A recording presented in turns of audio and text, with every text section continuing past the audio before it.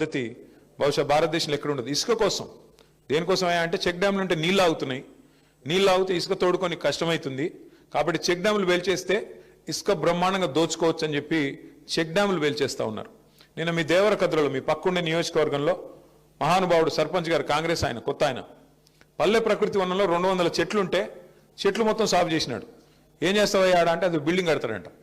ఇంకా ఆయన ఊళ్ళో జాగలేదంటే ఆడ కట్టనికే ఉన్న పల్లె ప్రకృతి వనం పెట్టిన చెట్లు వాడిని కొట్టేస్తాడా?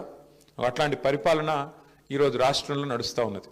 సరే ఇవన్నీ ఎందుకు జరుగుతున్నాయంటే ఒకటి మీకు తెలుసు. మొన్న రేవంత్ రెడ్డి గారు ఓపెన్గా చెప్పారు, ఆయన పాపం ఏం దాచుకోడు, చాలా నిజాయితీ గల మోసగాడు ఆయన, చాలా నిజాయితీగా చెప్పినాడు ఆయన. 1000 కోట్లు గాంధీ కుటుంబానికి 1000 కోట్లు ఇచ్చే సత్తా ఇవాళ తెలంగాణ కాంగ్రెస్ పార్టీకి ఉంది అని చెప్పినాడు. మరి 1000 కోట్లు ఇవ్వాలంటే పేదోళ్ళు గుడిసెలు కూల్చాలి కదా, పేదోళ్ళు భూములు గుంజుకోవాలి కదా. గుంజుకునైనా సరే మొత్తానికైతే ఇవాళ 1000 కోట్లు చేయాలా, నా కుర్సీ కాపాడుకోవాలా, ఇదే స్లోగన్తో చక్కగా ఈ ప్రభుత్వం మరి పనిచేస్తూ ఉంది. మీరు చూస్తూ ఉన్నారు. ఈ ఎన్నికల ముందు ఇచ్చిన హామీలు అయితే నేను చెప్పాల్సిన పని లేదు. ఏ ఒక్కరికి ప్రభుత్వం న్యాయం చేయాలి. 6 గ్యారెంటీలకేమో మంగళం పాడినారు, గోరి కట్టినారు. మరి ఈరోజు కొత్త డ్రామాలు కొత్త వేషాలు వేసుకుంటూ నడుస్తూ ఉన్నారు.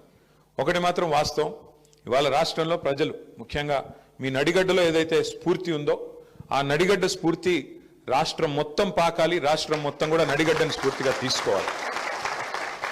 ఎన్నిక ఏదైనా ఎగిరేది మాత్రం గులాబీ జెండా అన్నట్టుగా ఇవాళ నడిగడ్డలో అది మున్సిపల్ ఎన్నికైనా, పంచాయతీ ఎన్నికైనా, శాసనసభ అయినా, శాసన మండలి అయినా అన్నిట్లో మీరు గెలిపించుకున్నారు.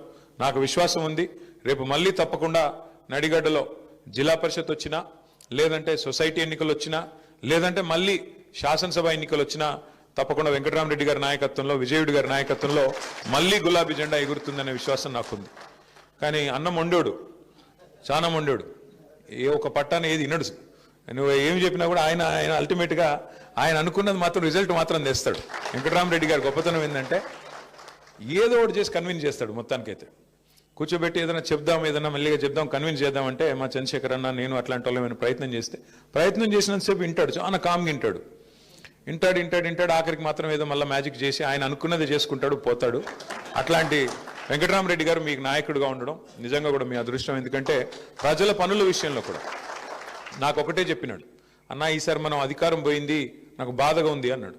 ఎందుకన్నా ఏం బాధ అంటే, లేదన్నా నేను చాలా కొట్లాడినా ప్రతిపక్షంలో, కొట్లాడి అలసిపోయిన నిజానికి ఈసారి గవర్నమెంట్ వస్తే నేను మా అలంపూరు చరిత్రలో ఎన్నడూ జరగని అభివృద్ధిని చేసి చూపెడదాం అనుకున్నాను.